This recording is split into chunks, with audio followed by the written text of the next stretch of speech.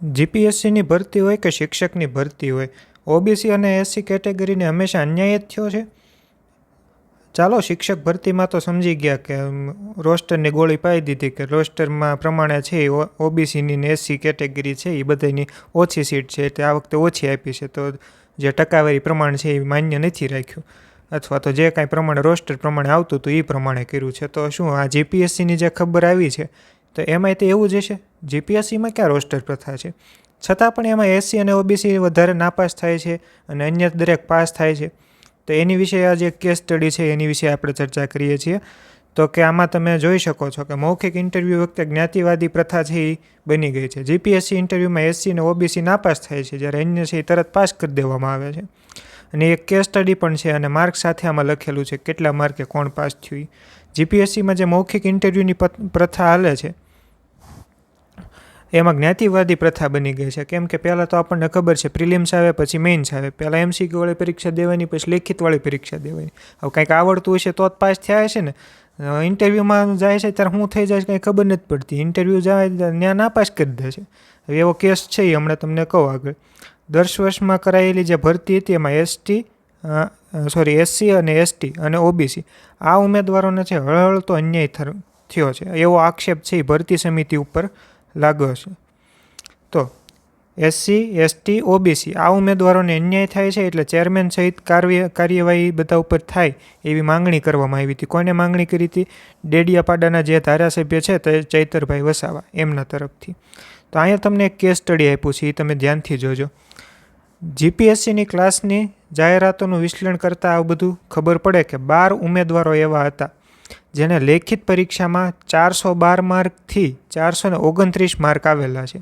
આ બધાને મૌખિક ઇન્ટરવ્યૂમાં બોલાવેલા હતા. અને કેટલા માર્ક આવ્યા એમને ઇન્ટરવ્યૂમાં? ખાલી 20, ખાલી 35 અને એમ કરીને નાપાસ થઈ દીધા.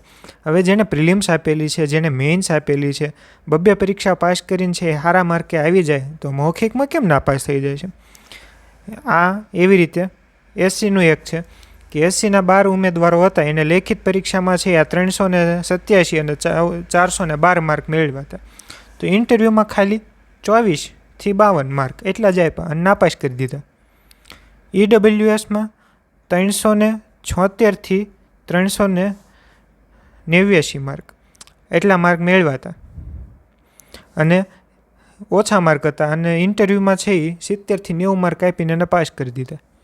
તો આવા બધા આરોપ કોણે મૂકેલા છે? આ આરોપ મૂકેલા છે ડેડિયાપાડા જે ધારાસભ્ય છે ચૈતરભાઈ વસાવા એમને. હસમુખ પટેલ આઈપીએસ હતા ત્યારથી આ જ્ઞાતિવાદી માનસિકતા ધરાવે છે. આવું કોણ કહે છે? આ ધારાસભ્ય રહ્યા ઈ.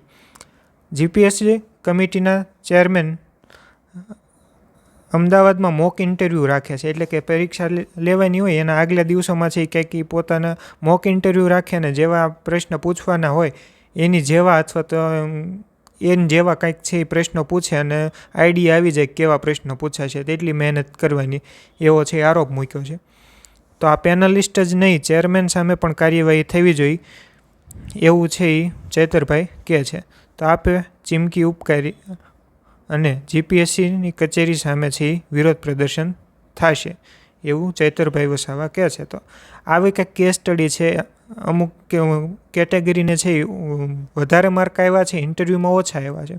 અમુકને લેખિતમાં ઓછા છે તો ઇન્ટરવ્યૂમાં વધારે આપી દીધા છે. તો આવું કેમ થતું હશે? શિક્ષક ભરતીમાં જ સમજો ચાલો કે એમાં છે તમને રોસ્ટરની ગોળી પાઈ દીધી કે એમાં રોસ્ટર પ્રમાણે ઓબીસીની ઓછી આવી. તો જીપીએસસીમાં શું છે?